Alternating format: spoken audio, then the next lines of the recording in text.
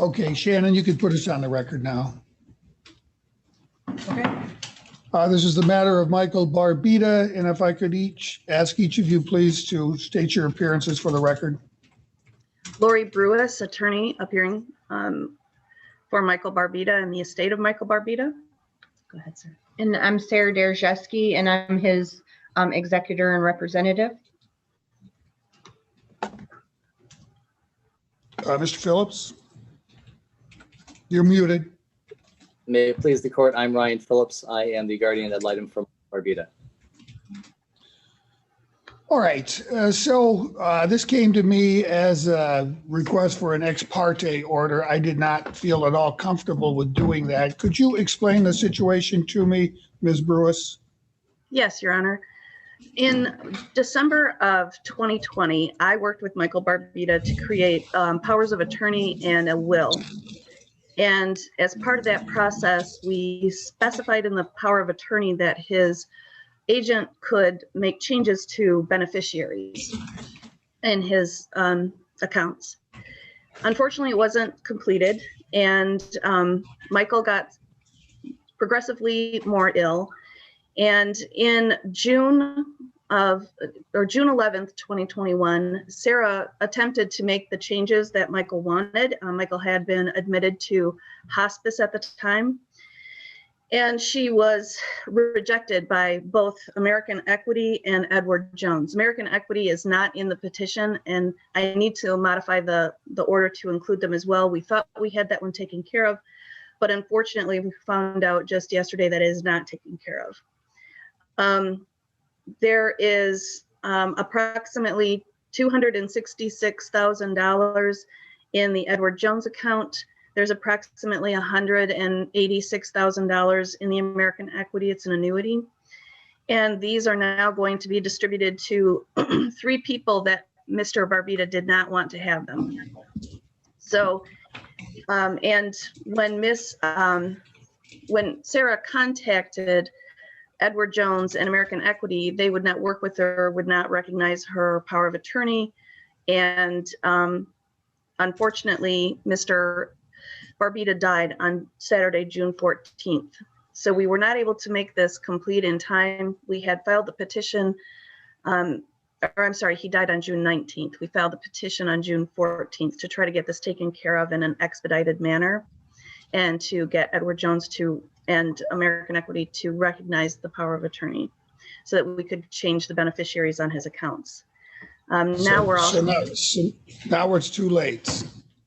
Now it's too late, unless, and what we would like to do is at least freeze the accounts so that we have a chance to try to file something in probate to recognize his will. Excuse me, I think that's appropriate. I will issue an order freezing those accounts until the issue can be resolved. What reason did they give for not recognizing the powers of attorney?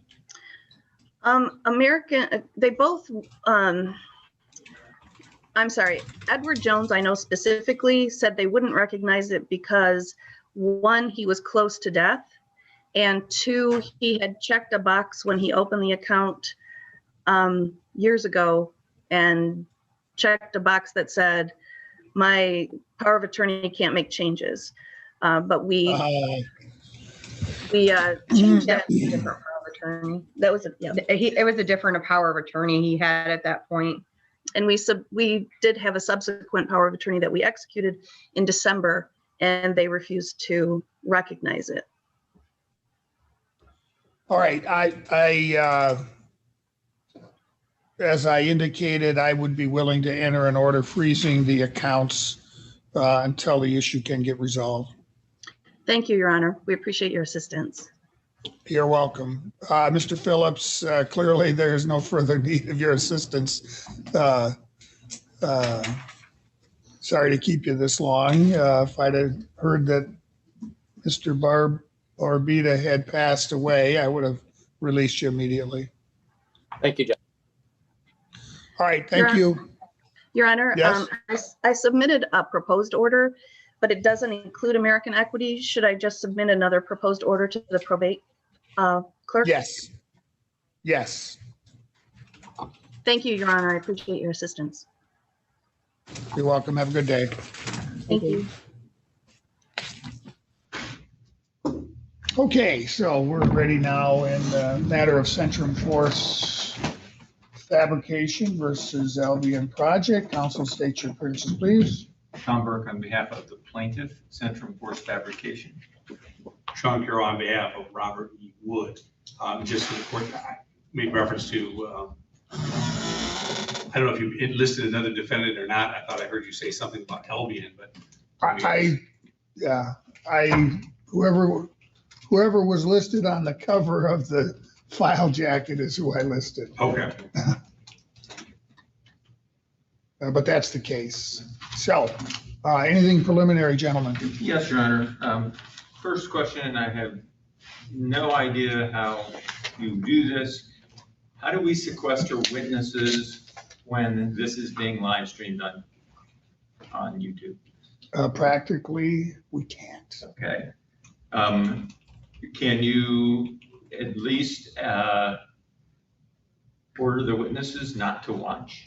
I mean, obviously we can't enforce that very much, but hopefully people would do that. All right, if there are any witnesses in this matter that are watching my YouTube channel, I order you to turn it off. We'll get a hold of you when we need you.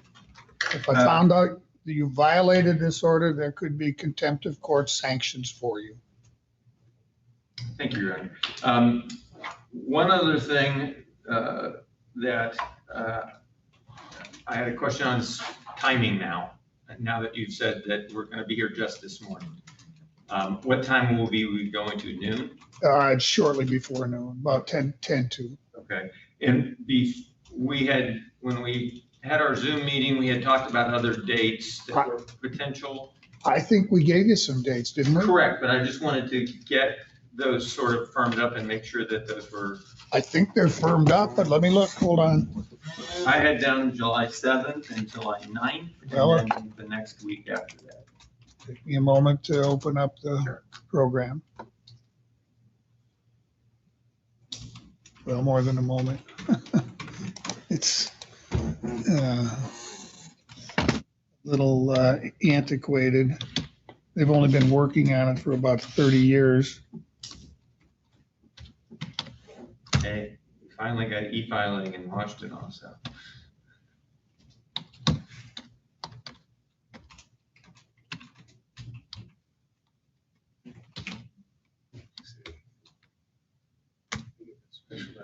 Your program to the state.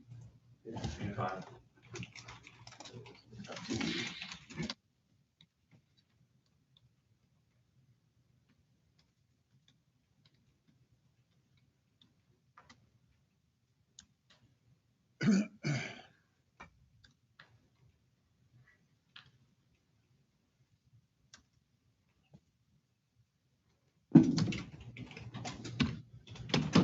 What was that first date you It was indicated? July 7th, Your Honor. And when's the second one? The 9th, I believe.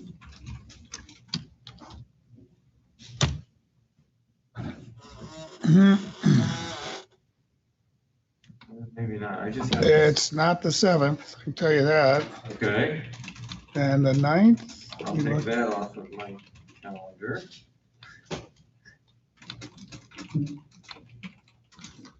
I don't see anything on either of those dates. Okay, then let's go to the next week because. I'm gonna do this a little differently, so I have to keep plugging dates in. I'm just gonna, Judge, I would just say, I have to agree with Mr. Burke. We at least I wrote down blocked out my calendar July 7th and 8th, and then the next two dates I had were 14th and 19th. So I don't know if they just didn't get blocked on yours. I don't know what happened, gentlemen. And I have the 14th and 19th also in my calendar.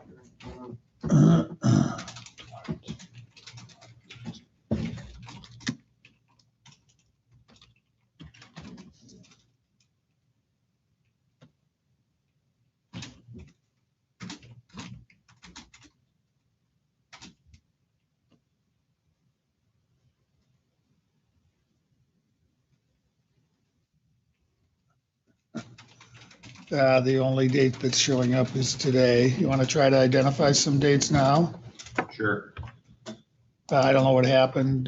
Probably I forgot to tell Patty to do it. Or it was around the time that Patty was leaving and Nadine was taking over. And some stuff might have got lost in the shuffle. So I heard the court say the 7th is off and it was. Well, let me go back. You weren't plugged in. Oh, but,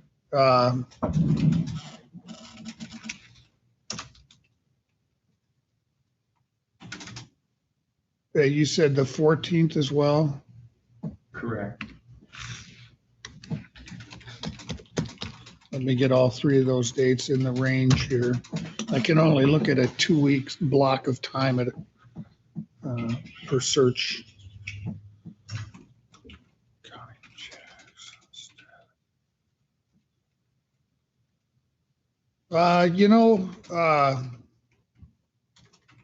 It looks like I could do it on the 7th. Well, wait a minute, hold on. No, I misread something.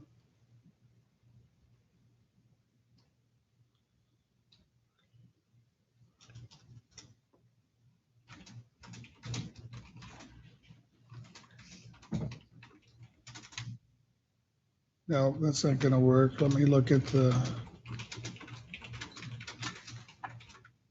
9th. I can say that in those 2 weeks, the only dates that are not good for me are the 15th and 16th. Everything else would be a go.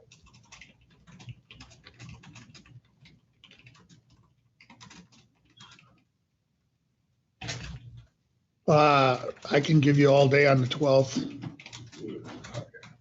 I blocked the days that we had discussed, Judge. Let me just see what the 12th has already got. It's a Monday. Yeah, I don't know why, I've got a trial listed there that I know is settled, so why in the world it's still on there, I don't know. But I can give you that whole day.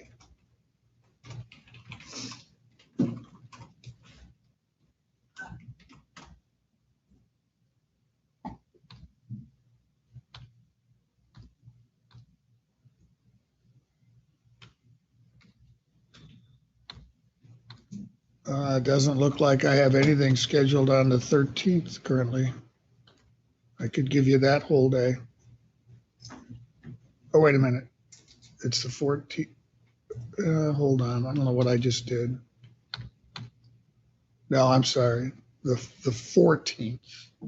I do have a trial scheduled.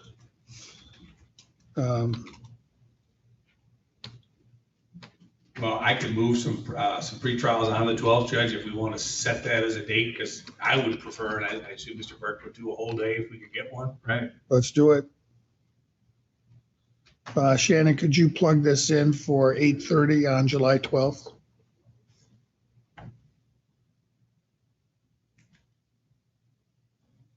You won't get a notice, but we'll make sure we give you that day. 9 o'clock, You could start at 8:30 if you like. okay with me? That's when I that's can when give I you- normally start, sure. Is that okay with everyone? Absolutely. Okay. All right. No, there's no trial on that day, right? Well, it's not. It's a case that's settled. I don't know why it's still on there. Okay, I was just telling you. Yeah, I already mentioned that. I don't know why they put that there. They should have taken it off a long time ago.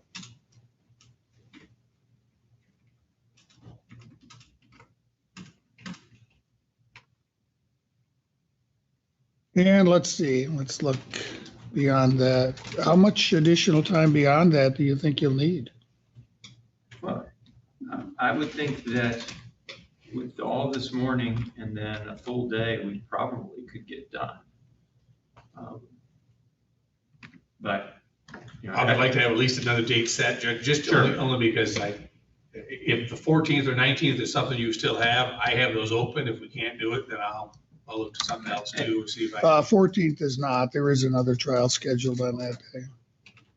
But the 12th definitely is a case that was settled. That's in my calendar now.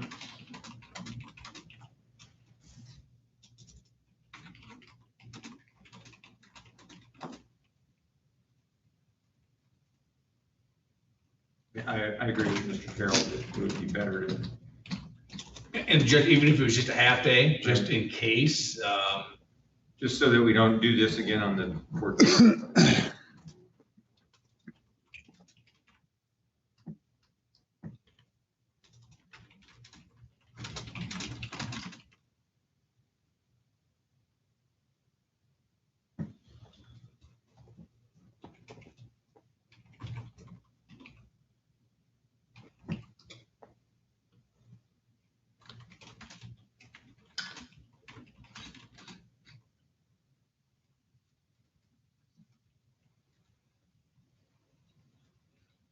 Looks like I could give you the afternoon of Friday, the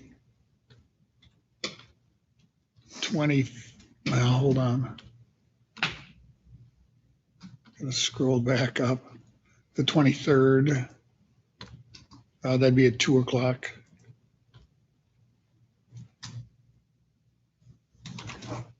Yeah, that's open on my calendar. so we want it the afternoon of the 23rd, starting at 2 o'clock, Judge, or I didn't know or you could move at 2 o'clock. Starting at 2 o'clock.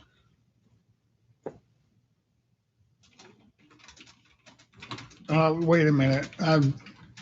It says entry of a default judgment, but I remember this case now. They're going to have to enter proofs. It's a personal injury case. That's not going to give you much time if I have to do that. Let me keep looking.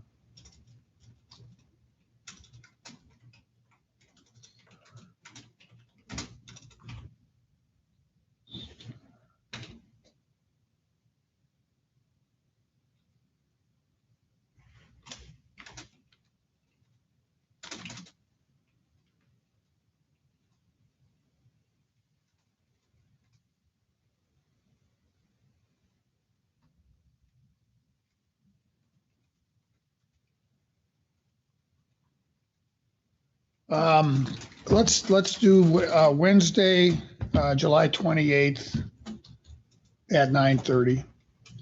I have another matter scheduled then, but it looks like a drug forfeiture case, and those have been routinely removed from my docket because the underlying criminal case isn't resolved, and that's probably what's going to happen in that one. So is this at 8:30? No, that would be at 9:30. Okay. Then that should be good. If you only need a half a day, I can actually carry over into the afternoon as well. Am I putting that date on? I'm still, so if I could just a minute there, she's, we can move some things.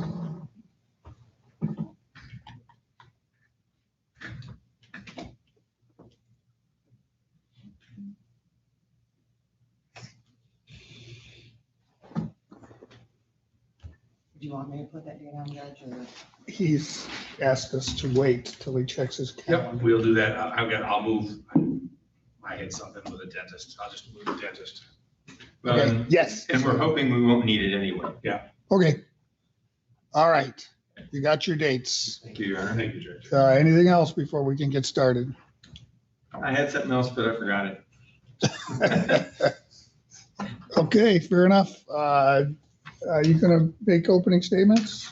I originally thought so, Your Honor, and if, Mr. Carroll suggested maybe not, since we've been this, but I can make it very, because I filed a trial brief, so I don't know if you should. I understand what's in dispute in the case if, Okay. Just from the prior times you've been in front of me. So I'll take 2 minutes, Your Honor. Go ahead.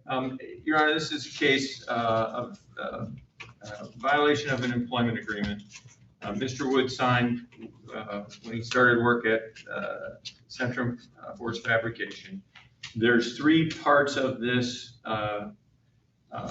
employment agreement that have been violated. There's a non-disclosure of confidential and proprietary information clause. There is a non-competition clause, and there is a non-solicitation of customers clause. And we believe that we're going to be able to show that Mr. Wood violated all of those. The confidentiality clause doesn't have a time limit on it. The non-competition had a 2-year time limit from the date of leaving employment. And the non-solicitation also, I believe, had the 2-year time frame.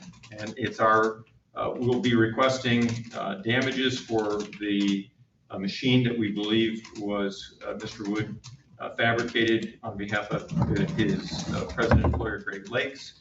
We'll also be asking the court to extend the injunction for the time period that Centrum Force did not get the benefit of the non-compete, and add that on because the 2 years, because of the Centrum not finding out about this violation or these violations until over a year after Mr. Wood left, and then going through the courts, that 2-year period would have expired in April of 2021 because he left in April of 2019. And that's what we believe the evidence will show and what we'll be asking. So let me ask, I know the defendant's posture in this case is there hasn't been any real competition because your client told his customer, we can't make this thing for you. So that's not true. So that's contested. Correct. Okay. Very good. Okay. Your Honor, first thing I'd like to do is move for admission of plaintiff's exhibits 1 through 11, which were provided to everyone. Mr. Carroll did make a blanket objection to all of those, which I will be able to respond to, but I also have copies for the witnesses and a copy for the court. Very well. And so I'd like to. Did you get those for me, John? And there's also an exhibit list for the clerk. Thanks. I'll bring them over here, John. Shannon's gonna need them.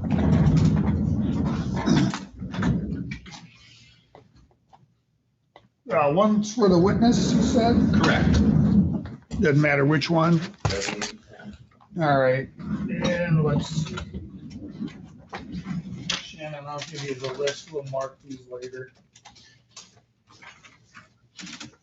Do you have another Well, does the witness really need the index or can I? No. Okay, I'll use this then. All right, so there's been a motion to move admission of 1 through 13. Any objection? Judge, I would only indicate the following. Number 2 is an affidavit of my client. I think that that's readily accessible for purposes of impeachment. I don't know that we generally just admit those as exhibits, although this is a bench trial. I think the court knows what it will look at and what it considers and what it can't consider. What I would further tell the court, so the court maybe from a standpoint of efficiency as we proceed, the employment agreement is actually Defense Exhibit M. The Wood response for production, which is 51 pages, is Defense Exhibit N, as well as the answer portions are P. Most of the N is all text, which are what are included here in plaintiff's trial. I believe that's number 5. Yeah, number 5. Wood answers to the interrogatories are also Defense Exhibit O.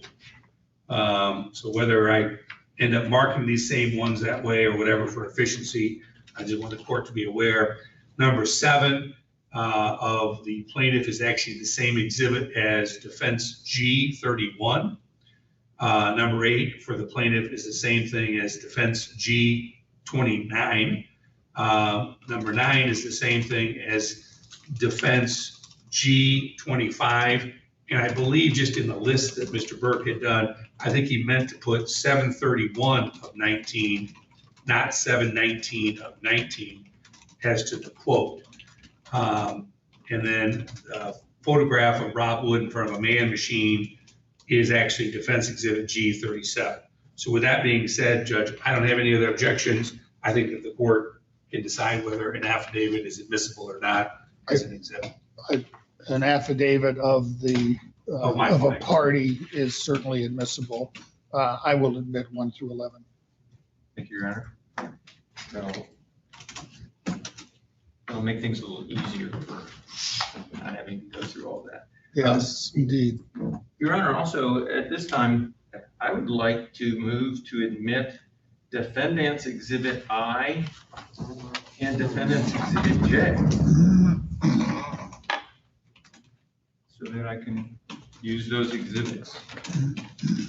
I'm assuming you don't have any I have, objection to Your Honor, I that, have Mr. Carroll? copies of them for everyone. I've got a set of Judge, exhibits. only because, Judge, I attached things that were going to be used also for purposes of showing potential witnesses based on the list that plaintiff had provided. So I don't know that I'm even going to move for the admission of those. I don't know that he can establish the foundation because some of this is documents coming from Great Lakes. So if they're business records of Great Lakes and they're no longer a party, and unless Mr. Mann's going to be able to recognize them, I'm not going to just stipulate to those, not Mr. Mann, but Mr. Jerome Harvey could admit to them. I don't think they're admissible that way as to both of those. So Jay and I'm not looking to admit them. I don't know that he can admit my exhibits unless foundation can be properly laid for those. And I don't think the witnesses that he intends to call can do that. Certainly not the witnesses I intend to call, because I'm not going to call Mr. Harvey, and I don't have anybody from Great Lakes here. May I respond to it? You may.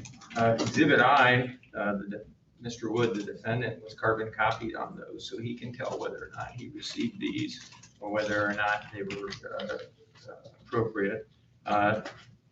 Exhibit J was actually from Mr. Wood, and it was an email from Mr. Wood with an attachment. So if you want, I can establish the foundation, but I didn't object to these exhibits being put into evidence by defendant. It's okay if he doesn't want to use them, but I still think I ought to be able to use exhibits that he listed that we didn't object to, that his client can verify. Well, you can, excuse me, call his client to Okay, lay a foundation if you wish. okay, that's what I'll do.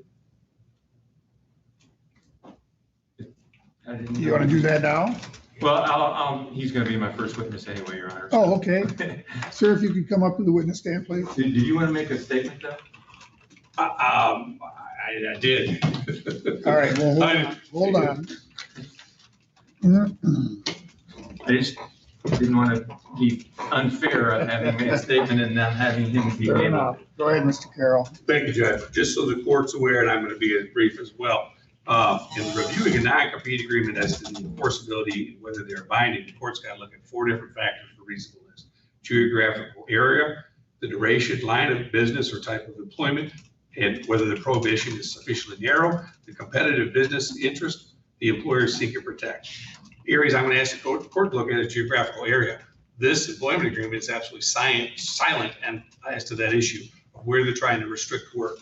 As to duration, the time period has already expired, arguably, because it would have been April 19th of 2021. The line of business and whether this prohibition is sufficiently narrow, as well as whether what they're trying to protect.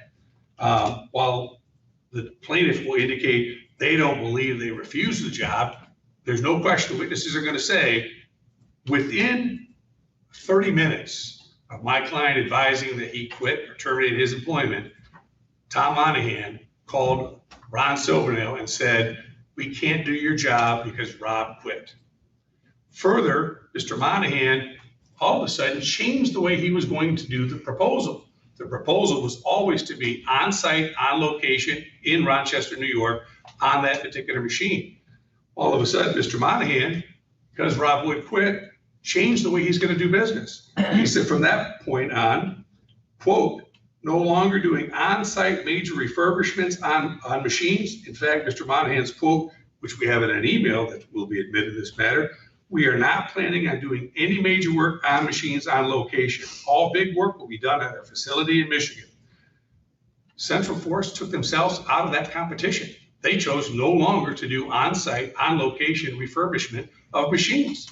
So to now say we want to enforce somebody else from doing it is not a violation of competition at all. But I thought the product that the plaintiff was complaining about was actually a new rug cleaning machine. The product is something that's been around forever.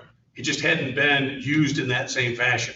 In fact, Robert Mann, testimony will come out, was the one that said, what if we picked up these Cymex heads? And Cymex heads have been around since the 1930s. Yeah, I'm not. Attach them. Just so the court's aware, those things, this is nothing from a standpoint of the invention. My question wasn't directed to the novelty of the device. It was directed to the issue of, I thought it was built off-site and transported to the customer. Well, in this particular case, it was built partially off-site, but also on.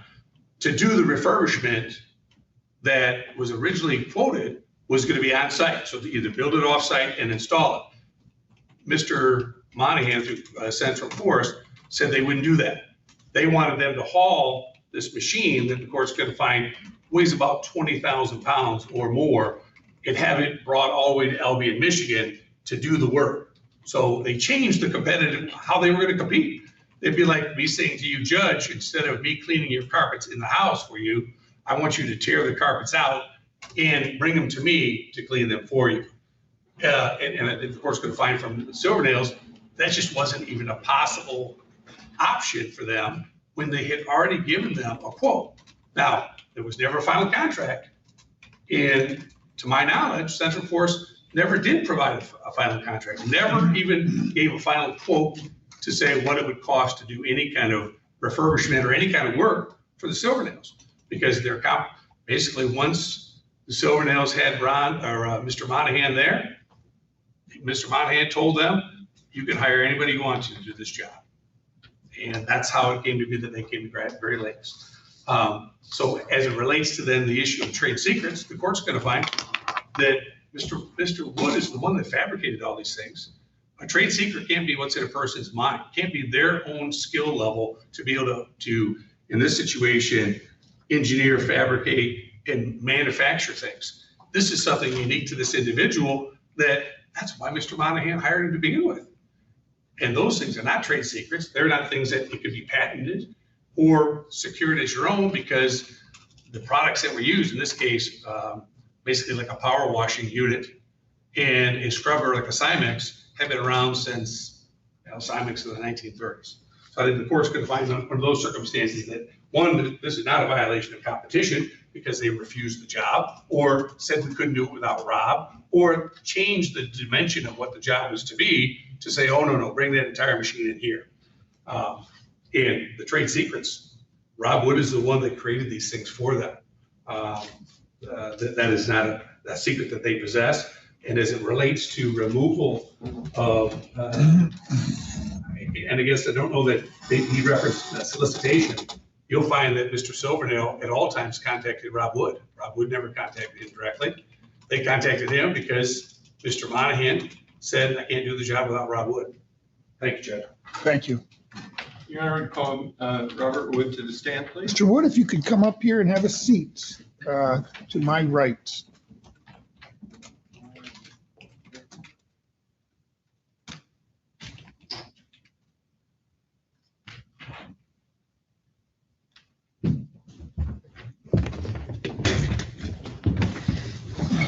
Raise your right hand, please.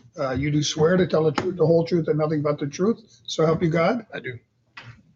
Speak into the microphone. State your full name, please. Robert Eugene Wood. Go ahead, counsel. Mr. Wood, where do you work right now? Great Lakes Water Jet and Laser. How long have you worked there? Since April 2019. And what's your job there? Plant manager is technically the title.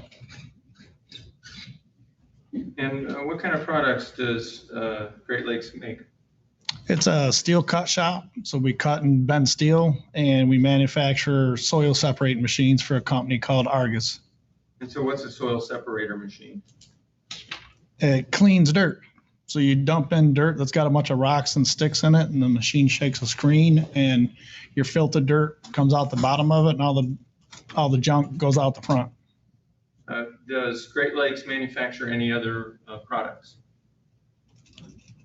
As brand name products, no, but I do a lot of custom work for different people. I build conveyors. I'm a job shop thing. So somebody calls me up and asks me to build or design something, we do. And so there's a lot of stuff we do. Just I don't have a brand that it is. It's all custom related. Before you went to work at Centrum Force Fabrication, where did you work? Centrum Force. Before I went to work. Before Centrum Force. Before Centrum Force Fabrication, I worked for a company called Fabrication Services in Jackson, Michigan. FSI? Yep. And what kind of work did they do? Before I got there? While you were employed there? While I was employed, they, a big part of their business was hydraulic tank systems. So we built hydraulic tank reservoirs for a company called Hydraulic Systems, which actually owned us. And I did custom guarding platforms, any custom work that came along my way, similar to what I'm doing now. And during that time frame, were you introduced to Centrum Force? No. Okay. Well, while you were at FSI, did you ever work on any Centrum Force products? you need to go backwards if you're going to go to that. His partner at the time, Henry, found me in the yellow pages and came to me and described 2 different custom things that needed to be made for a company that a business he was trying to get off the ground, Mr. Monahan. So I built a big giant drip pan for a machine that he currently had, and a roughly 8 foot by 8 foot or something like that, big water pit reservoir for his business. That was the very first 2 things I did for him. I did it for Henry, but he was there representing Tom Monahan. I hadn't met Tom at this point. So that was the first 2 jobs I did for Tom. So prior to 2012, did you do other jobs for Tom Monahan or Centrum Force? Yes. And so you were familiar with them and some of the products that they had, correct? Yeah, I'm the one that designed all the products they sold. Because Centrum Force didn't actually make products at the time, correct? Centrum Force is a sales entity all alone by itself. Yes. Now, you went to work for Centrum Force Fabrication, correct? Yes. Could you take a look at Exhibit 1?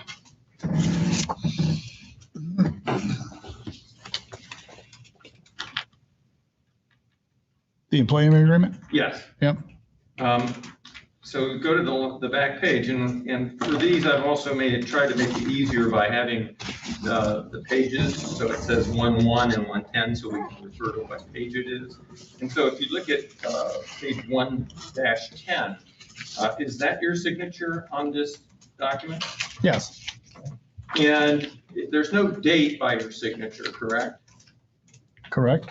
Okay. Now there is a date if you go back to the first page of 27 day of January 2012. Do you see that? Yes. Is that your 27 on there? No. Somebody else wrote that in. I believe Tom probably did. Okay. Who was present when you signed this? I would believe just Tom and I, but And where did you sign it? probably in the break room. Okay. At Centrum Force? Central Force Fabrication, yes. So is it going to be easier if I use CFF? Sure. Okay. So that's what I'll just try and use that to speed things up a little. Well, for the record, there's a difference between Centrum Force and Centrum Force Fabrication. And I understand that. That's Okay. why I was trying to use that CFF Okay. so that we would know what we're talking about. You never worked for Centrum Force, correct? Correct. And do you know if you actually signed this on January 27th, 2012? Yeah, it was towards the end of the month. Yes. Did you have a chance to read it before you signed it? Yes, he gave it to me, I believe, on the 26th. I took it home and then came back. There was also another agreement that was along with this. The ownership agreement, but that wasn't called ownership agreement, but it was Operating agreement? operating agreement. Yes, both of them were together. Now, is it your testimony that the first time that you saw this employment agreement was on the 26th of January 2012? I think so.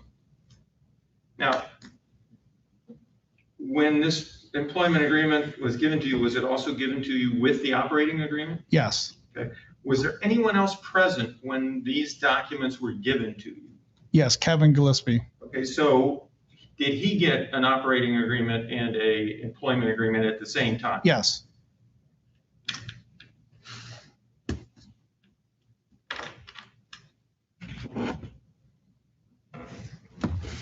And so you had a chance to take it home, correct? yes. You had a chance to have a lawyer look at it if you wanted to, right? I never had a lawyer employed to me before, Well, you so wasn't anything that would stop you from having a lawyer look this over before you signed it, correct? other than I didn't have an attorney that night. I mean, we literally got it on the 26th and we came back, signed it on the 27th. And were you told that you had to sign it on the 27th? It was implicated, yes, that way. And who implicated it Tom, and how did Monahan. he implicate it? because he came back that day and said we had to get these signed. Now, before you were given this document, which is Exhibit 1, had you ever seen any other version of an employment agreement with CFF? I don't know. You never had any previous version of this that you said you wanted to have modified? This is the one that we had, and we had a modification that was in here that was scratched off on like the vacation thing. What I want to know, first of all, is did you ever see any other version of this besides the one here is Exhibit 1? I don't believe so. Now, let's look at page 1-3. On paragraph 5, vacation. There's some language that's scratched out. Who did that? Tom did. Okay, and was that at your request? Yes, when the offer was made to me back in October or November about coming to work for Tom, he had told me that he were going to match everything that I had for my benefit package at Fabrication Services or make it better when I came to work for him. And then when we went through the reading of this, I had 3 weeks vacation through FSI, and I said, hey, that doesn't even read that way. So then he crossed it out and initialed it. So you were immediately entitled to 15 days of paid vacation without having to put in a year first? Yes. This change? Correct. Because that's what you already had at FSI? Yes. Okay. Okay, I want you to take a look at paragraph number 10 on page 1-4. Proprietary information. Did you read that? Probably that night before, yeah.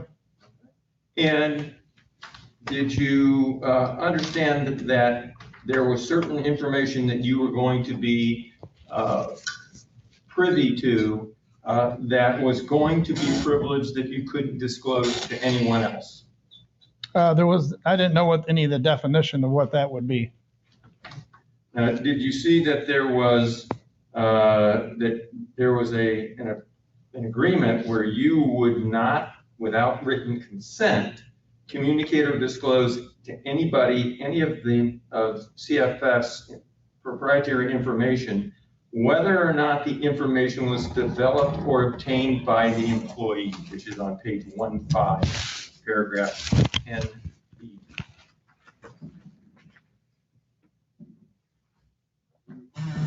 The 4th line down. There was never ever written permission of anything to discuss any jobs or any prints with any customer. That was not a common practice in the business. But did you understand that if you left the employment, you were not allowed to disclose the proprietary information of CFF, even if you were the one that made that information? Say the first part of that again. Here's the sentence that says, okay, and I'm looking at B, starting at the end of the second line.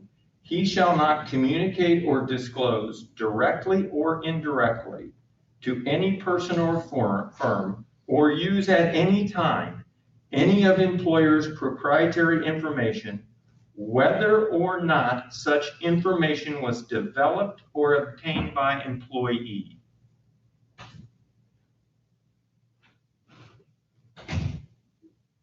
That's what it says, correct? That's the words on the paper, yes. Okay. And you signed this document, correct? I did sign the document. And this document gave you your vacation pay and your compensation, correct? Correct. And you had that compensation until you left, correct? I had this compensation before I signed this paper. Did you have this compensation all the way until you left in 2019?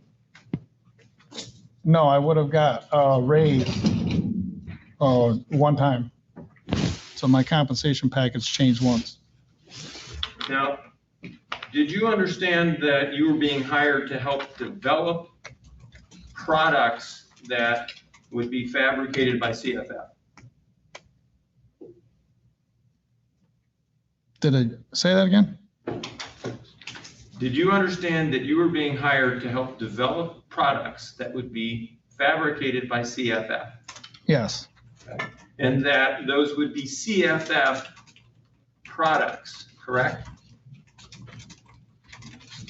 Yes, they were machines or parts that CFF would build, but Centrum Force itself generally sold most of everything. And those were not your products, correct?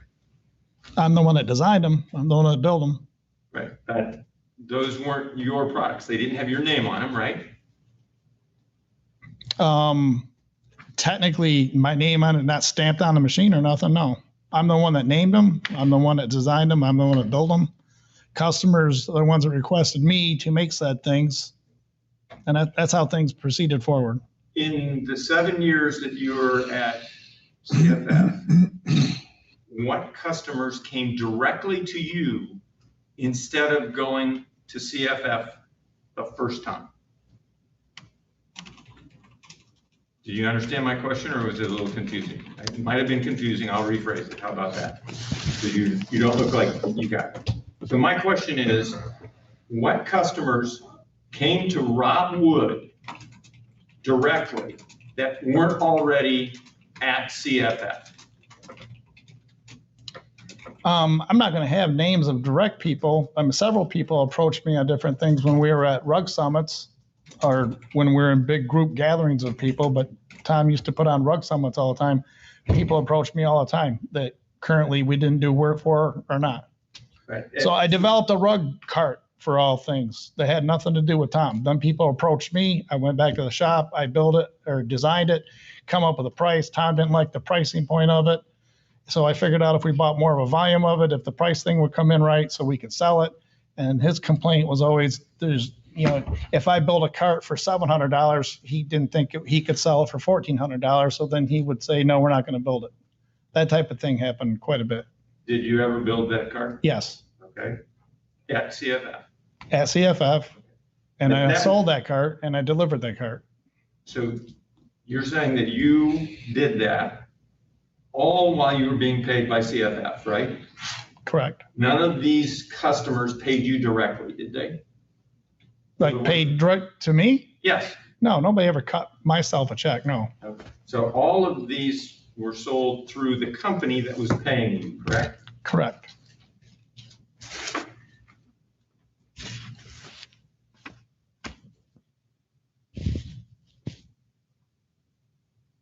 Now, would it be an advantage to you or somebody that employed you, for instance, Great Lakes, to have you be able to use the knowledge that you got during those 7 years at CFF to compete with CFF? You're asking me if it'd be an advantage to Great Lakes? Right. I don't know what your question's implying, so. The question is all the knowledge that you gained on how to design and manufacture and fabricate machines that were, and let's just use rug washing machines, okay? That information. that would be an advantage if you could communicate that to somebody else who would then use it to compete, correct? I want to be careful how I answer this thing because I've been building machines and designing things for over 30 years. So my little blip of working for Central Force Fabrication, designing rug cleaning equipment, working for that company isn't how I got to where I've gotten to. So I was doing this. I've been a job shop thing for 30 years. So people come to me and I've built all sorts of different types of jobs.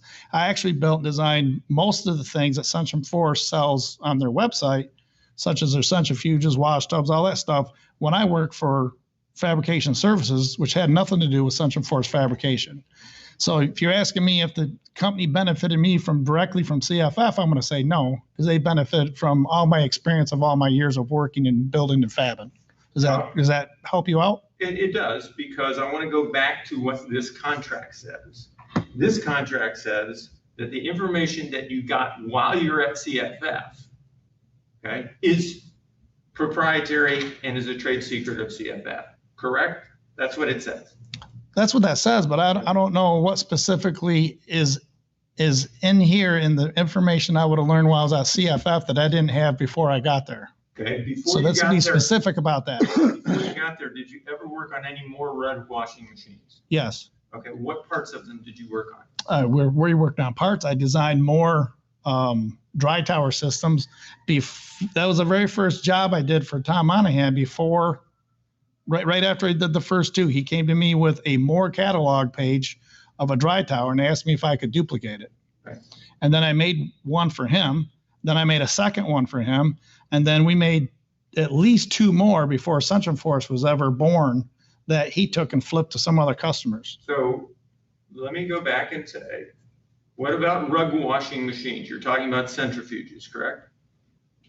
No. What you just described? No, I just described a dry tower. Okay, is that a More did not machine? make centrifuges. Okay. Is the dry tower a rug washing machine? No, it's part of the rug washing process. Doesn't wash rugs. Does not wash rugs. Where you hang them up to dry, correct? Right.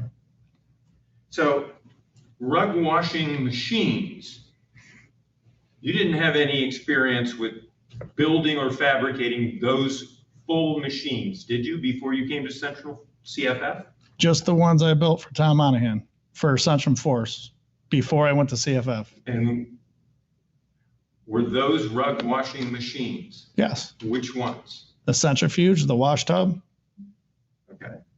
Were those the more? duster could technically is kind of a washing machine. Knocks the dirt out of it. Now, after you went to work at CFF, did you work on more rug washing machines directly? Yes. And did you build and refurbish more rug washing machines? Yes, I started the first one probably around March of 2012. At CFF? Yes, but that job started in September-ish of 2011 before I worked for CFF. Now, did you understand CFF bought all of the Moore's? You're getting ahead of yourself. That was not until, it didn't take place until October, but that meeting when that deal was done, it was done in June. I worked on my very first Moore because I'm going to say the start of it was the birth of it. And when we were at a rug summit in 2011, while I was employed for FSI, I had a big meeting with Robert Mann, Tom Monahan, Greg Turcott over a 1951 machine that was out in the back of Robert Mann's parking lot. And he had us go out and look at it. And he specifically was asking me and Greg at that time if that machine could be taken back, modified, and refurbished, so to speak. And then he wanted a moving spray bar system put on that machine. So that the birth of that job started before I ever started at CFF. It did not get shipped until the March of the next year, but it started then. Didn't get designed until you were at CFF, right? Right, correct. I didn't design it until it came to me and we made prints of what it was and then went over the changes with Robert Mann and what he wanted to turn it into. While you were at CFF, you had you had access to who the customers of CFF were, correct? Yes. You had access to customer information as to who to contact, correct? Yeah, some of that I had before I went to work at CFF. And So then any customers that were already customers when I was at FSI. you also prepared quotes while you were at CFF, right? Correct. And you, in order to do that, you had to figure out the pricing of the rug washing machines that CFF was building, correct? Yeah, so my machines that we were building, barring the big jobs, that the one we did for Robert Mann, because that most of the stuff I was quoting was all price quoting going to Tom for Centrum Force to sell, right? So we were the fabricator company. So we built the centrifuges. We sold it to him for a price. Then he sold it for a price. Let's talk about the big rug washing machines. And what do you call the machine that you eventually built for Graves? What do you call that so we can get the language right? Max Clean 16-3. Okay, well, I'm sorry, I wasn't wanting the name of that. What kind of machine is this? Do we call this an automated rug washing machine? This would be a conveyor belt washing machine. And so the information that you got about these conveyor belt washing machines, okay, you obtained that while you were at CFF, right? No, I first was introduced to it in 2009. I'm not exactly sure the year that we went out to California and Seattle, but Tom Monahan and I flew 2009-ish, somewhere around that neighborhood. We flew to California, met Greg Turcott. We visited 2 different rug places there, took a jumper plane to Seattle and saw 5 places in the Seattle area. And that was the first time that I got real good eyesight in on how a more conveyor belt machine washed, and also a Cleveland machine, I believe I saw that time. Okay. Let's go back. Before you were at CFF, did you ever design, fabricate, or manufacture any conveyor belt machine, rug washing machine? No. So all of the knowledge of how to actually do that you obtained while you were at CFF? No, once I seen the machine in Seattle, I could have reduplicated it from that point. The information that you got as to what the price was, what parts there would be, where to order the parts, all of that happened while you were at CFF, correct? A lot of the parts that are more used or built was custom made stuff. So it's not, if we could buy bearings that weren't custom machine or whatever, that would be what we would try to do. I understand that. And my question is, all of that information about how to actually build and fabricate these and we'll just use conveyor machines, you did while you were at CFF. You didn't do that before then, correct? I did not build one until I was at CFF, but I could have if somebody wanted me to before that. I'm not asking you what you could have done. I'm just asking you what you did. You did it while you were, these conveyors machines, you did it while you were at CFF. Right, because that's when I was requested to. And so, for instance, the design, when you first started at CFF, did you design these on a CAD system? It would have been designed on an AutoCAD system, yes. Okay. And then at some point you switched to SolidWorks, correct? Yes, 2016, I believe. And that SolidWorks program, who bought that? Tom Monahan. CFF, right? CFF, yep. And you were able to use it, right? Yeah, I'm the one that suggested we should get that so we do 3D model stuff, yeah. And did CFF pay for you to go out to a 4-day seminar so that you could learn how to use that program? Yes. You didn't pay for any of that on your own, correct? Correct. Now let's look at, moving on in the Exhibit 1, let's move to page 16. Okay, and this is paragraph 11A double I. Okay, so it's the double I on 1.6. Do you see where it starts call upon? Yes. Okay, so you have to look back a little bit to say that you, for 2 years after you leave employment, you won't do this. And it says, call upon, solicit, or sell, or attempt to sell to any person or firm any products or services which relate to the rug equipment, whether or not that person or firm was in the past or is then presently a customer of employer, or whether or not that person or firm was solicited by employee during the term of employment or otherwise had any contact with employer at any time in the past or present. Did you understand that you weren't allowed, after you left, to go out and solicit customers that you had contacted at CFF? I never called on any customer to, Did you understand that you were not allowed to solicit customers that you had contacted at CFF? I guess I need a definition of solicit. It says, call upon, solicit, or sell, or attempt to sell to any person. Okay? Did you understand that that's what you weren't allowed to do? Yeah, I'm not supposed to sell or attempt to sell. And Gray's was a customer of CFS that you dealt with during the time you were at CFF. We sold them some parts and I went and did a quote for them. And so that was while you were at CFF, right? Yes. The Gray's customer did not come in through you, did they? Did they call me direct? Correct. I don't remember. I would assume that he probably reached out to Tom's 800 number for more, which would have been related probably a phone call to Kay, but their name and phone number got to me, and then I called them back and discussed with them what they were wanting to do, and they wanted an inspection on their machine. You did not have any contact with Gray's before that occurred, what you just described. Correct. So this was not a customer of yours that you brought to CFF, correct? Correct.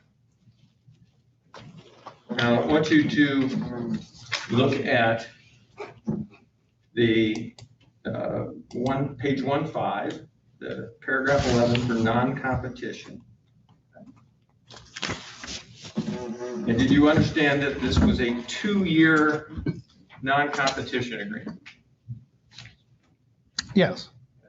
And did you understand that you shouldn't, that it says shall not, directly or indirectly, either individually or on behalf of another firm, person or firm, engage in the business of fabricating, assembling, or manufacturing rug washing equipment, which equipment is of the same style and nature as is fabricated by employer and sold by Centrum Force LLC, described as the rug equipment. Did you understand that that's what you were not allowed to do after you left? Yes. And that was supposed to be for 2 years, correct? Correct.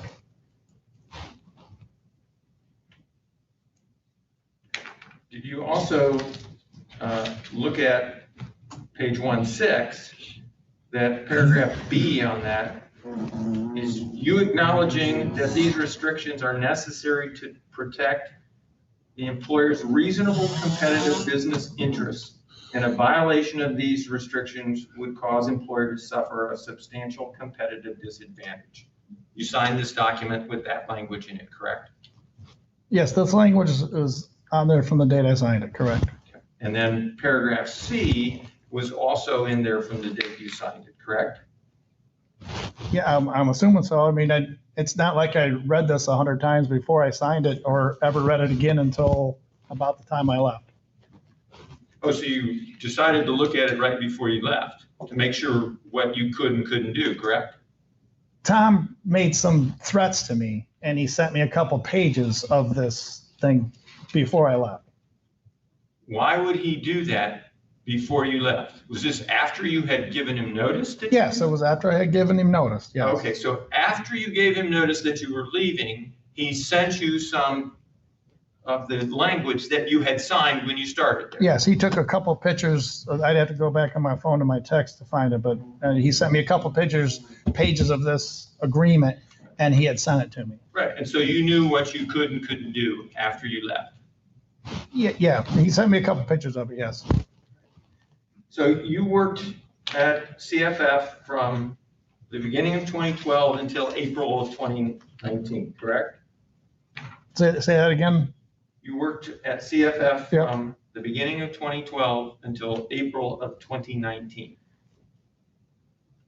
I did work for Central Force Fabrication in probably November, end of October, November, and in December, because we prepped the building, we put the crane up, and we did electrical wiring before the company started, so that we were ready to go. I believe January 2nd was the first official day.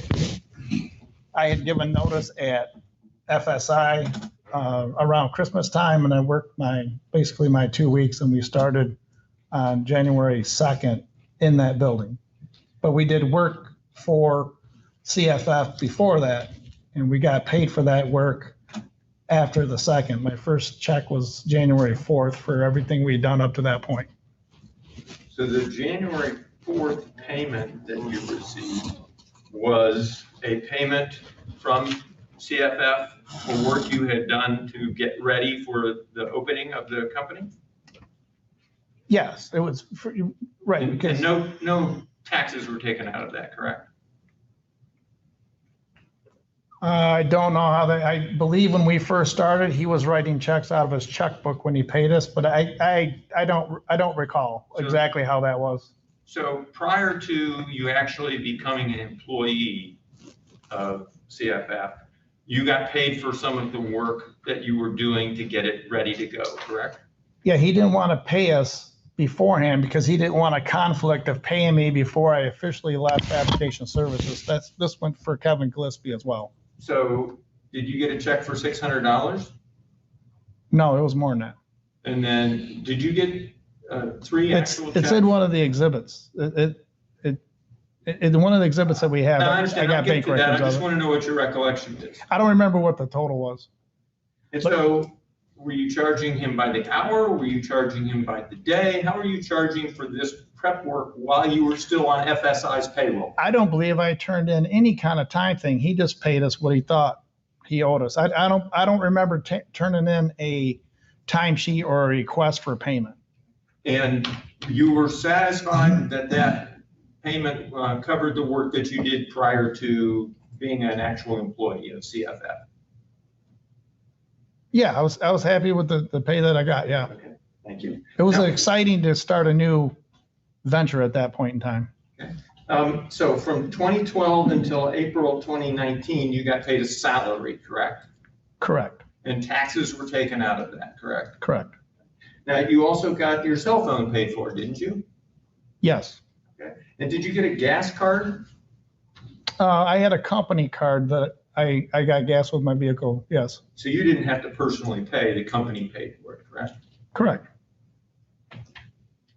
And did you get all the vacation days that you were entitled to? Yes, I probably didn't use all my vacation days the first 2 years that we were working there because we were busy, but yeah, I mean, they were there. I could have. Can you take a look at Exhibit 3 for me, please?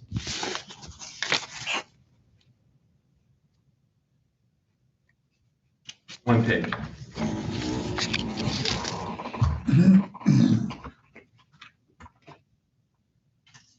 Do you see it? Yeah.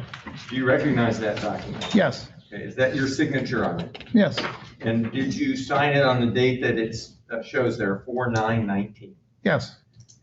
And where'd you type this up? On my computer at work. And is 4/9/19 the date that you notified CFF that you would be leaving? That's the day I notified Tom that I was leaving. Yes. So why did you make the distinction between Tom and CFF? Isn't Tom the president? Tom's the one that I called. I would never call him CFF. Okay. So we have been on a first name basis thing since almost the day I met him. Okay. I've never called him Mr. Monahan, and until this incident between us, he has never called me Mr. Wood, for the record. So all of a sudden now I'm Mr. Wood. He's still Tom to me. So It's on the record. Okay. My question is then, did you give this Exhibit 3 notice as your notice that you were going to be leaving CFF? yes, I called Tom, gave him my notice that I was quitting. He asked me to write it down and send it to him. That's what he asked. Do you remember what day of the week this was? This was a Tuesday. Tuesday. Yes. And in this notice, you tell them that your last day will be on or before 4/19/19, correct? Correct. And you did not give 30 days notice that you were terminating your employment agreement, correct? No, And you did not give 30 days written notice that you were leaving CFF. no, And you actually left before 4/19/19, correct? yes, with permission. Now, could you take a look at Exhibit 4?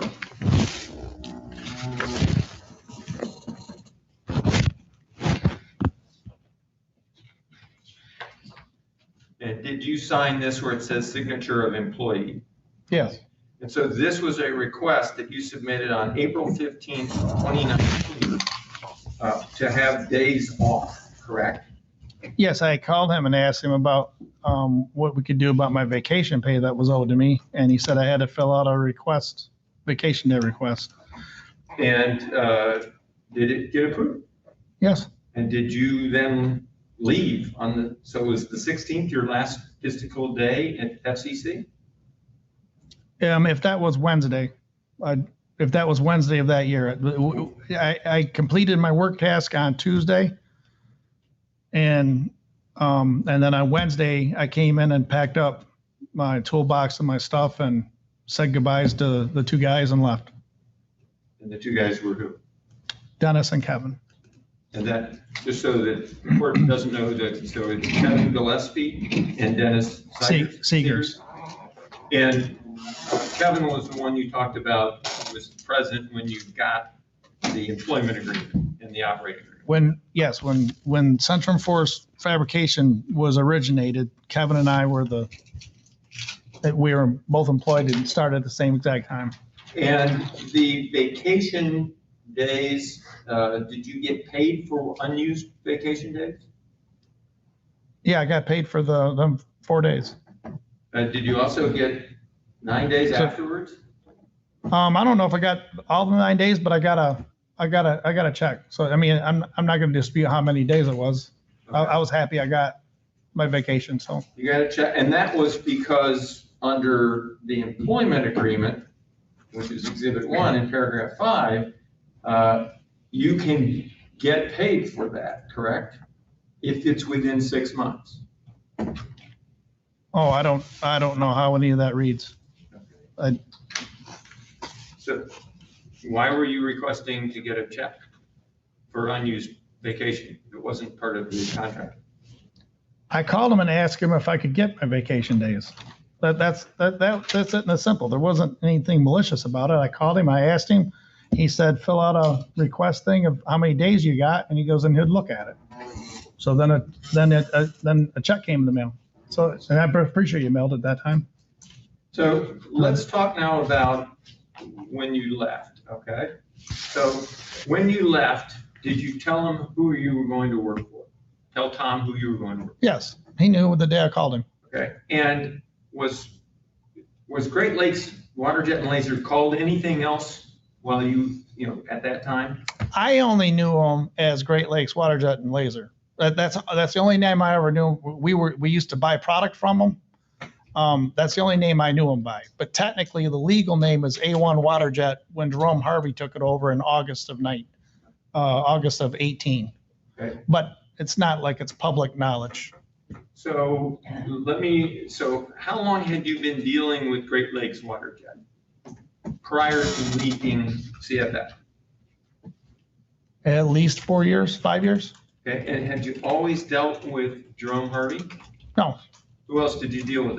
I only dealt with Matt Canfield. He was the general manager or office manager, as you will. He did all the quoting and pricing. Okay. Who offered you the job? Jerome Harvey did. And had you met Jerome before he offered you the job? Yes. Did you ever show Jerome Harvey around the CFF facility? I did. And was that while you were still working at CFF? Yes. Okay. And was that after you had given your notice? No, that would have been before. Now, did Great Lakes Waterjet do work for CFF? I already said yes. Yeah. What did they do? I ordered specific laser cut products and some bent products that they were capable of bending at the time. They had a small press, a 5-foot press, so they can only bend things that were 5 foot long or smaller. So what I could buy from them that fit their criteria, we did. Before you went to work for CFF, did they actually build any equipment or machines? I don't know. I don't know what they did before I got there. Let's talk about the Gray's machine, okay? You designed and built a machine for Gray's, which is in Rochester, while you were at Great Lakes, correct? Correct. And you dealt with Ron Silvernail and Don Silvernail at Gray's, is that correct? Correct. And so you designed and built that machine in 2019 and 2020, correct? Yes. Okay. Is it your testimony that the Great Lakes machine was not a rug washing machine of the same style and nature as the CFF machine you quoted to Gray's while at CFF? Correct. So you're saying it is not the same style and nature, correct? Yeah, the machine changed after I went out and measured it in August when I went out. And so it's I want to make sure I'm really clear on this. It's your testimony that that Great Lakes machine that you made for Gray's is not the same style and nature as what the machine you quoted to Gray's while you were at CFF. Yeah, I think it's different than what I originally quoted, yes. But not the same style and nature. What's your definition of same style as nature? But I just want to know if you're saying it's not. Well, I'm going to say my opinion is no. Okay. Now, is it your testimony that you did not sell or attempt to sell any products to Gray's? Say that again. Is it your testimony that you did not sell or attempt to sell any products or services to Gray's after you left CFF? I did not sell the machine to Gray's. Who did? Steve Schultz would have been the one who communicated between Ron and our shop. Okay, and he was with who? He works for Great Lakes. Great Lakes, yeah. And you're saying you didn't sell or attempt to sell any kind of a machine to Gray's, correct? Correct. Is it your testimony that you did not use or disclose any of CFF's information that you gained while you were at CFF to Great Lakes? I'm going to say no. And you didn't do that either directly or indirectly, correct? Correct. And it doesn't matter whether you developed something or it was a collaboration while you were at CFF, you didn't directly or indirectly give that information to Great Lakes at all, correct? Correct.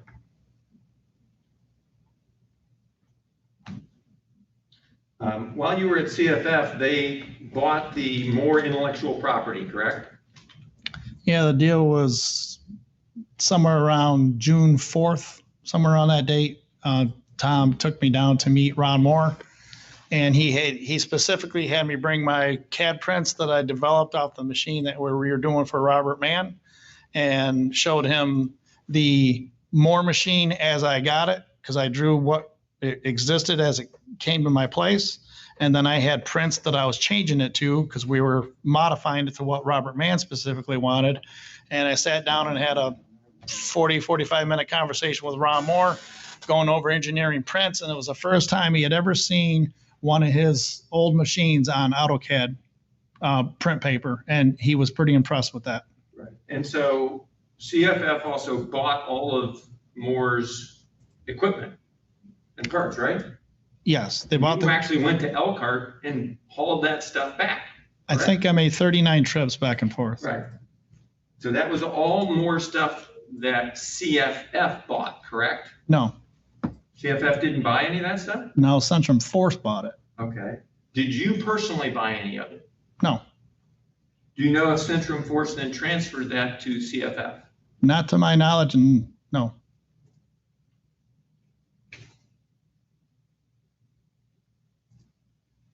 So I didn't know, and I'm sure that the court doesn't know, some of what we're talking about, some of these machines. So let's talk about more rug washing machines, okay? And we're talking about the ones that have a movable rail, right? And what's that, an MSB, movable spray bar? Yeah, it's a spray bar, spraying water that has motion to it. Right, and Yeah. there's a 2 and a 3 or a 4 rail machine, Moore's machine. You're not talking the same thing. You're talking about a brush machine. Okay, so let's talk about a brush machine. Okay. There's 2, 3, and 4 rails, is that correct? Yes, I don't know if there was ever more than 4. So there was 2, 3, and 4.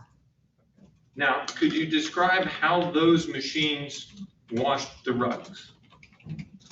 Sure, you lay your rug on a conveyor belt that runs, let's say, north and south in the machine, and it runs at a rate of speed. And then it had brushes hooked to a cam crank device on one end, and the 2 brushes went east and west like this simultaneously to one another, like a crank in a car running your pistons up and down, and it ran a rail back and forth like that. That gave the scrubbing action as the rug went through. Was that with soap? The soap would be applied on the front of the machine, out one of them spray wands that moved back and forth, cascading water and soap down on the rug, and then the brush was good. I call that a top cleaning machine. And so after it goes through that, how does it get rinsed? Typically, on that type of machine, the rug would go off the back of the conveyor and it would go down a little slide, go underneath the roller, and then feed up a rinse deck, is what we called it. And usually that was the top of it was out of stainless steel, had belts on it. The rug would be driven up and then feed into a couple big rubber compression rollers, and that's what would wring the water out of the rug before it went out the back. And so these machines, you would have a conveyor that would feed the rug in, correct? Yep. And that it would then get soaked and scrubbed by various motion, correct? Depending on how many rails there were, right? Yes. And those move back and forth, correct? And then it had to be rinsed, right? It had to put water to get all the soap out, right? Correct. And then after you did that, it still was conveyed to the wringers, which would try and wring all the water out of it, right? Correct. And then what's a picker roller?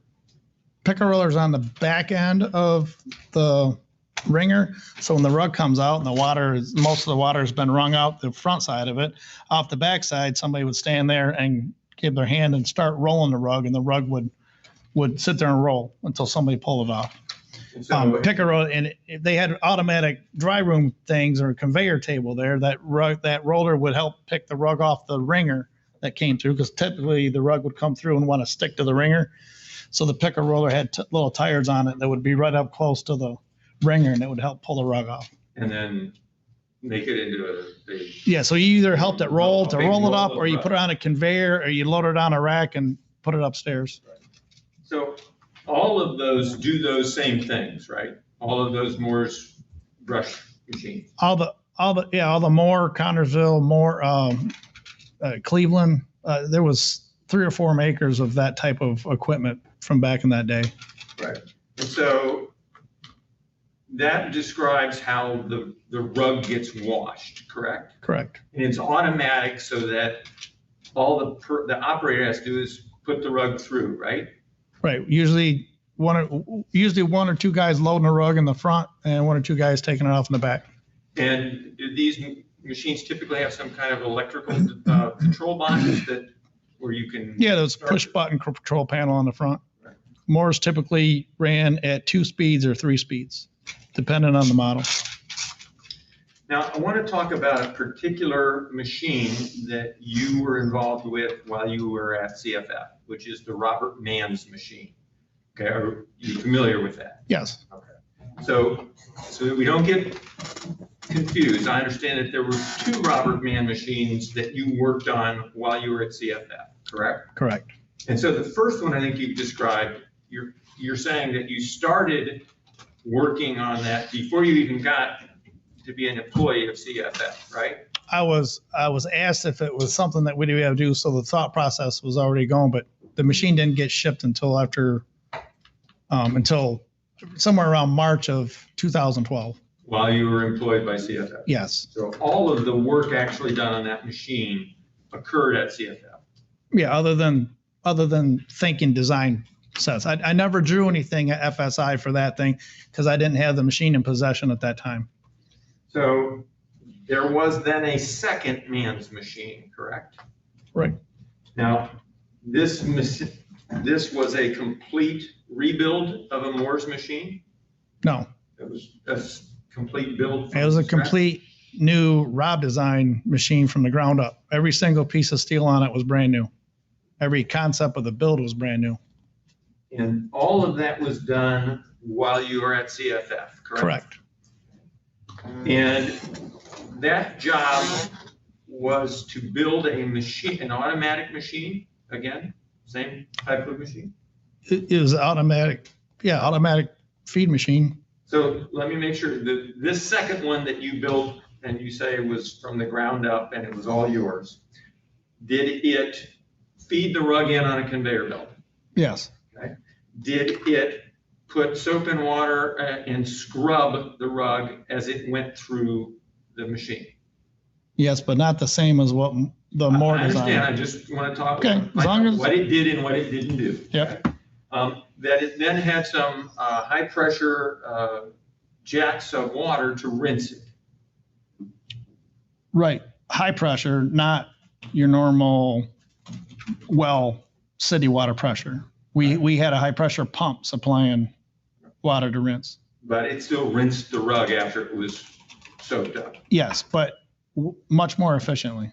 And then there also had to be the mechanism to keep the rug moving through the machine, correct? The belts? Right, you had to have some belts and Yeah. stuff to. Yep.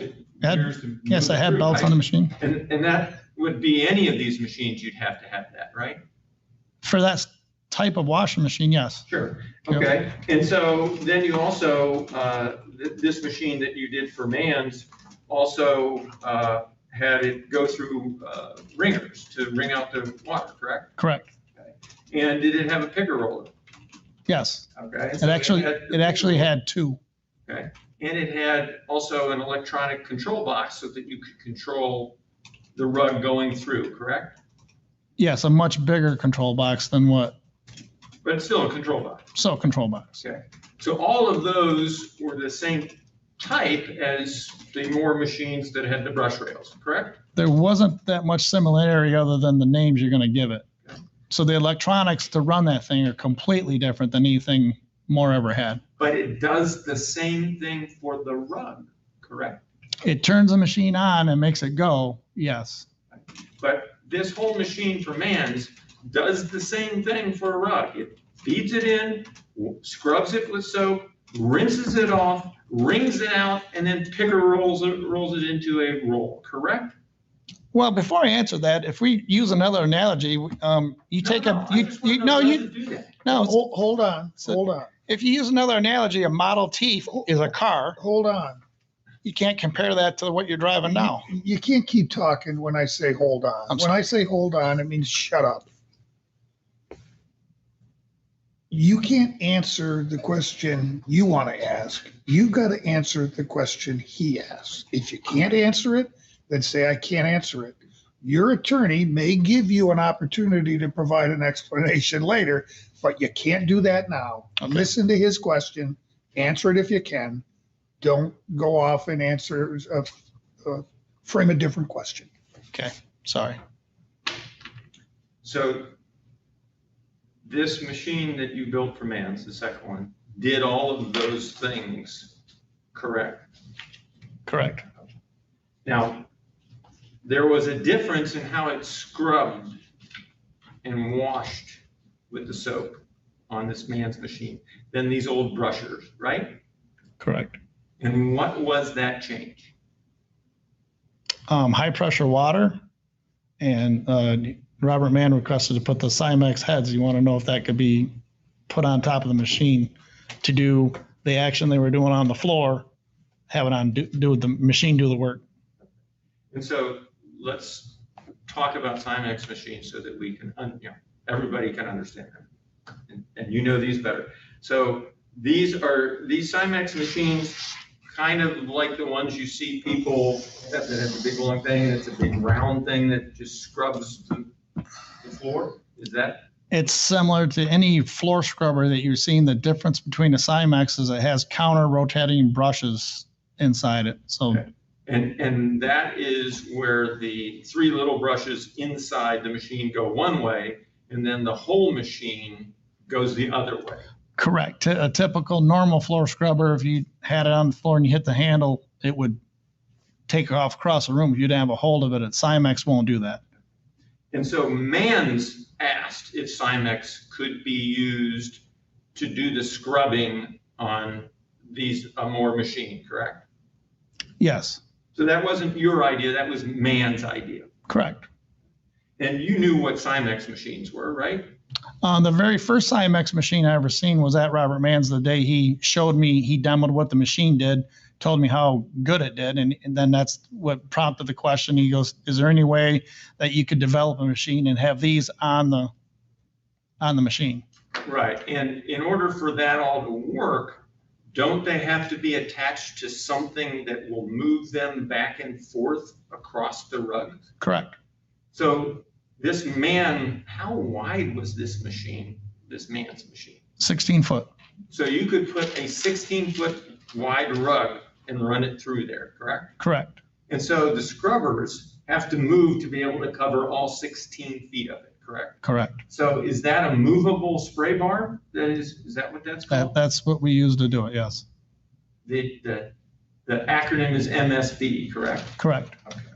And so that was something different, this putting Cymexes on there. Had you ever heard of that being done to any more machine anywhere in the world? No, it wasn't a Moore machine. You're saying that the machine you built for Robert Mann while you were at CFF was not a Moore machine? No. Then why did it have the name Moore on it? Because that's the sticker he printed and had put on there. It's not, nowhere in reference of any of the BOMs is that ever called a Moore. Okay. And so in order to build that, you had to do what?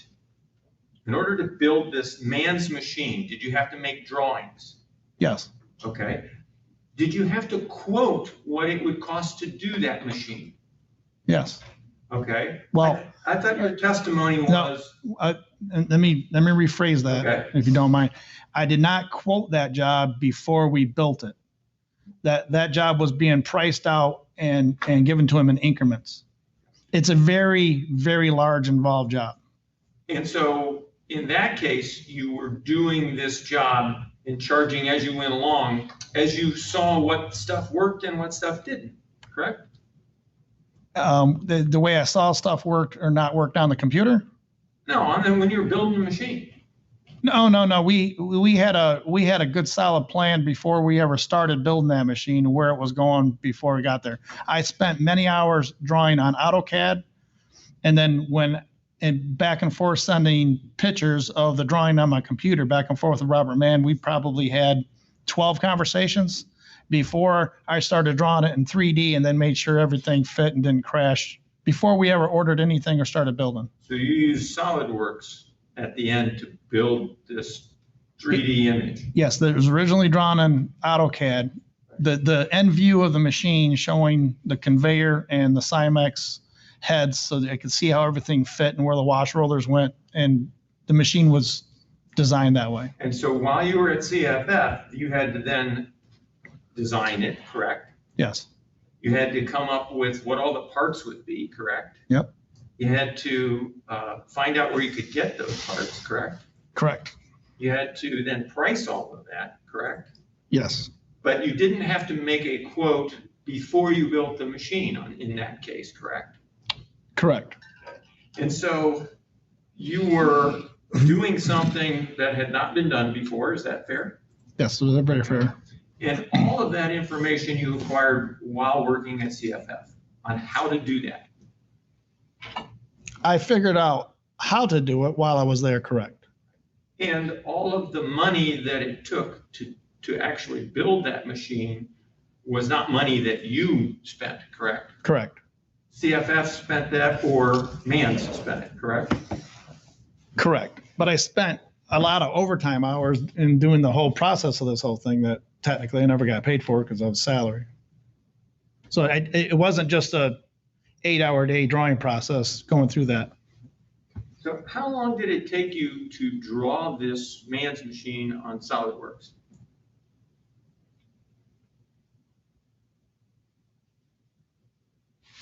If I had to guess my total time in the whole thing, probably 120 hours. That was spread out over the time of the job. Now, can you describe how SolidWorks works? It is In CAD a, drawings, you just get a print that's 2D, right? so AutoCAD drawings are two-dimensional. So you see you see the view this way or this way. That's it. In 3D SolidWorks, you see this. You see every single view. You can take the part, whatever you're drawing, and rotate it around, and you see a 3D model.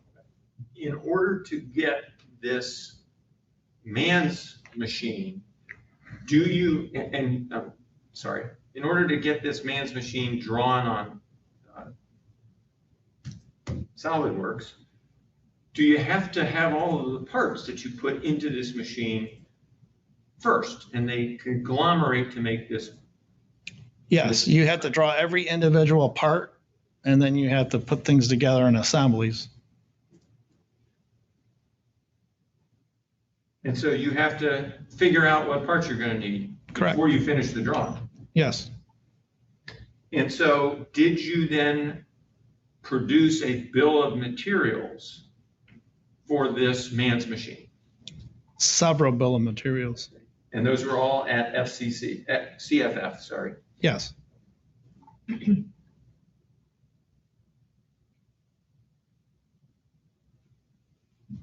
And this MANS machine had an electrical panel that ran it, correct? It had one operating panel that ran it. It had a big electronic control box that had all the drives and servo drive motors and all the things that physically is what made it work. The operator panel is just a button panel. Nothing in there does anything other. It's just control cables going to the main box. Now, was there also a separate electrical for the Cymex machines that powered those or ran those? They're inside the main electric cabinet.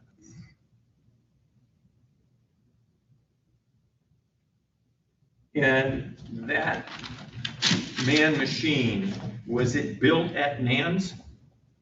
No, Where was it built? Central CFF.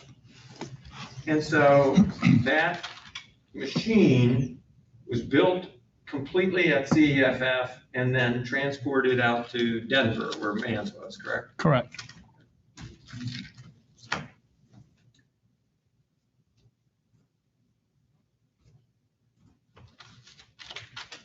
So let's talk about grays now, okay?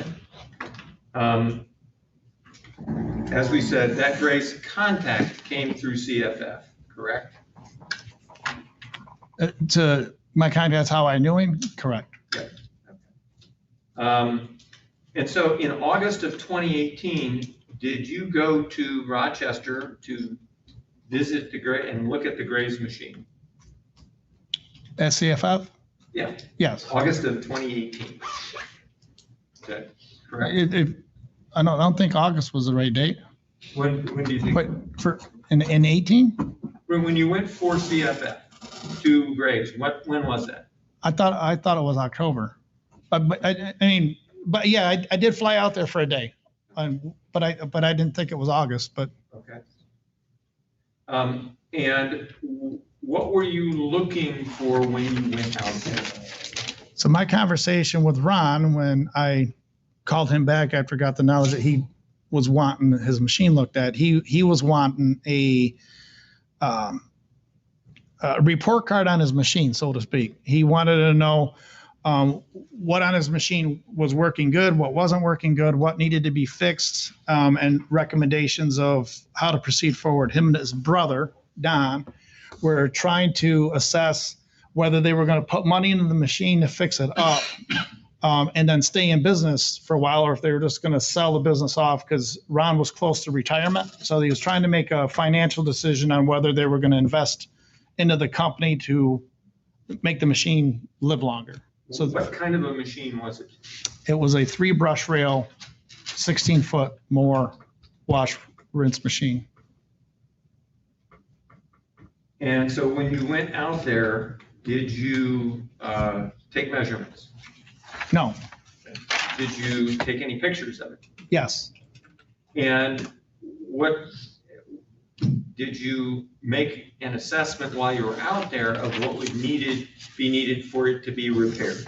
yes, I took notes down and basically off my pictures of what I thought the machine was going to be. And I had a discussion with him before I went. Okay. And while you were out there, did you discuss with Mr. Silvernail the possibility of an upgrade to that machine? I did. And what was the upgrade that you were describing to him? I showed him a video of the SE16 out the Robert Mann's of the Cymex moving spray bar system running. I got a video of it running, washing the machine. And I explained to him that if he really wanted the machine to improve its cleaning productivity, speed, and cleanliness, that, this is the top of the line cleaning. This is the new wave version of cleaning. I said, and if you're interested, it said it's going to be expensive. I said, but you probably want to go out and visit Robert Mann, see his machine operate, and actually talk to him. I said, before you make this decision, because it's a lot of money. Did you tell him how much a lot of money was? I did not give him a number. At CFF, do you know what Robert Mann paid for the machine that you built at CFF? I know what the money was that we billed him. I don't know if that's the exact number Robert Mann paid or not. How much did you bill? $357,000 and change.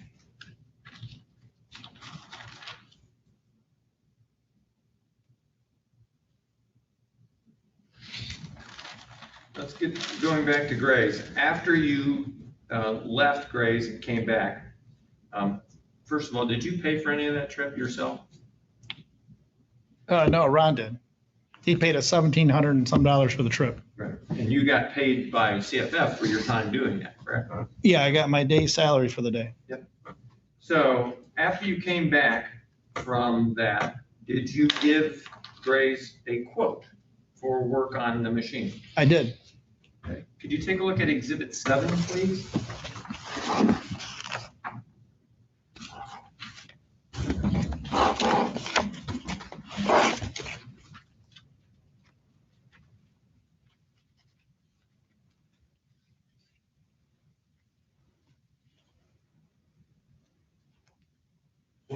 Yep. Okay. Is Exhibit 7 a quote that you produced? No. Who produced it? This was produced off of Penny's computer, so this is off her computer sending it.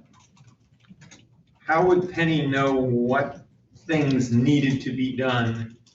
I would have put one of these together on my computer. We had 2 different QuickBooks I had a QuickBooks that was on my computer, and then she had one that was on her computer. So I would fill one out, and then she would put it in her system. So and you can tell that this isn't mine because I use cap locks on my computer all the time, so all the things would be bold. Let's talk about the information that is in exhibit and stuff. Yeah. Okay. All the information about, in this quote, about quantity, cost, and total, was that information provided by you?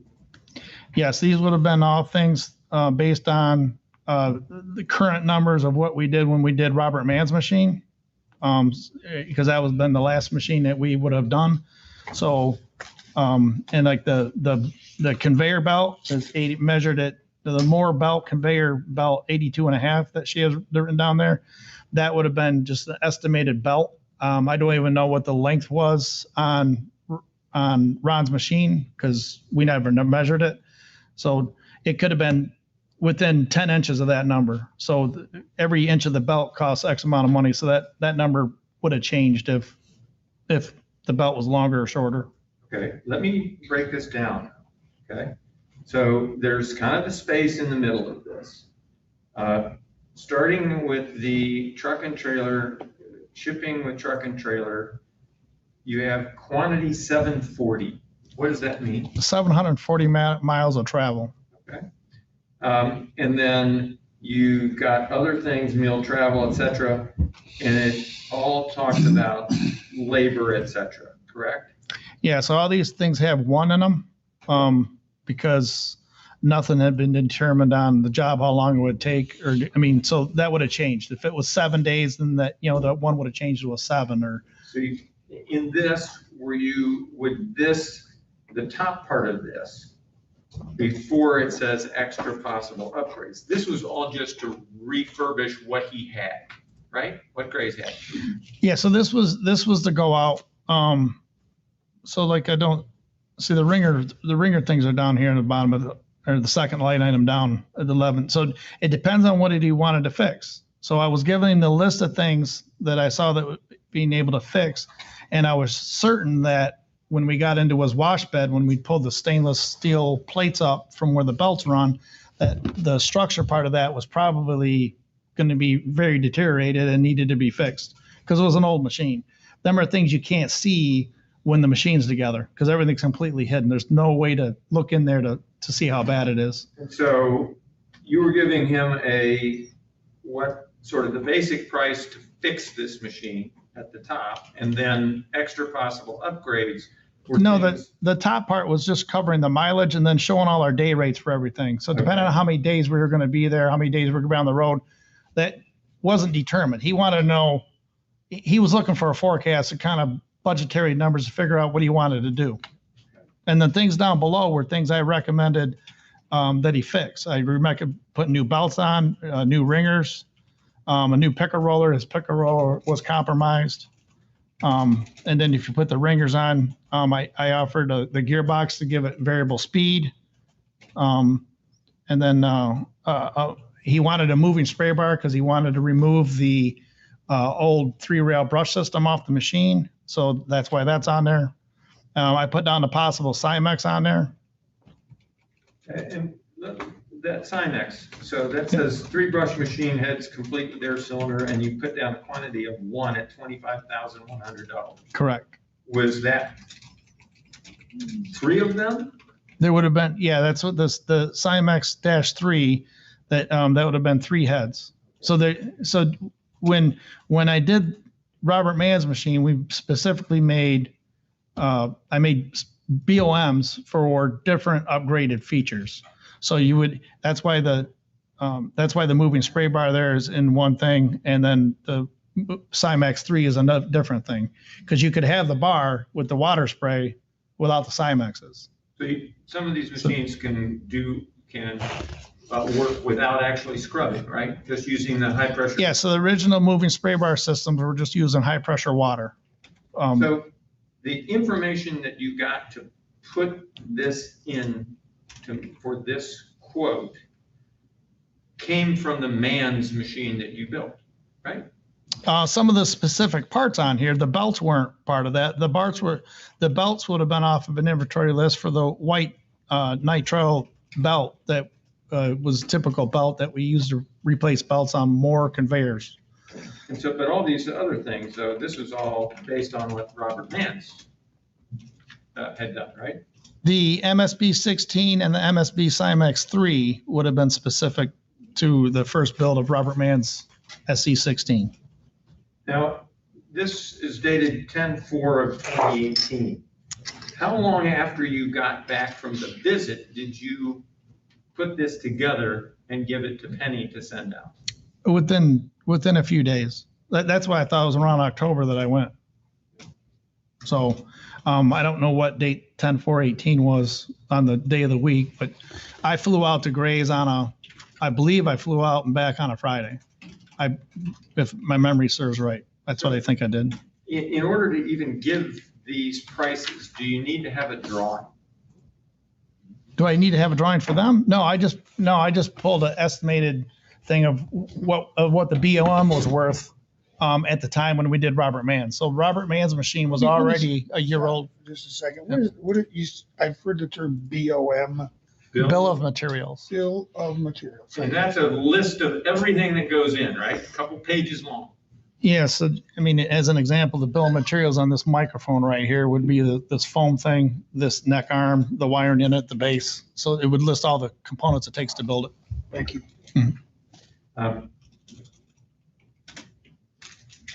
Did you actually put together a drawing on SolidWorks before you sent out Exhibit 7? No. And because you didn't need it because you had some of that information from the Mann's machine, correct? There wasn't a drawing for Gray's because it was never a job. Can you take a look now at what's Exhibit 8?